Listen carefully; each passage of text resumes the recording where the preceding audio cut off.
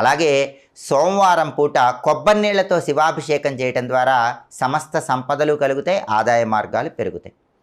అలాగే మంగళవారం పూట శివాభిషేకం చేసేటప్పుడు ఎవరైనా సరే పుష్పాలు కలిపిన నీళ్లతో శివాభిషేకం చేయండి.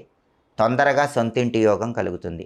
భూములు కొనుక్కోవాలన్నా, ఇళ్ళు కొనుక్కోవాలన్నా, పొలాలు కొనుక్కోవాలన్నా, అపార్ట్మెంట్లు కొనుక్కోవాలన్నా మంగళవారం పూట రకరకాల పుష్పాలు నీళ్లలో కలిపి ఆ పుష్ప జలాలతో శివాభిషేకం చేయండి.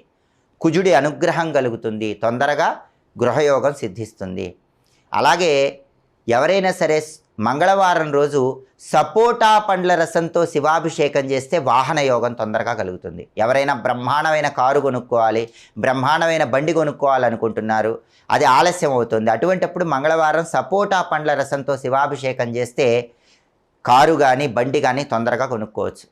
శత్రుబాధలు ఎక్కువగా ఉన్న వాళ్ళు ఎవరైనా సరే మంగళవారం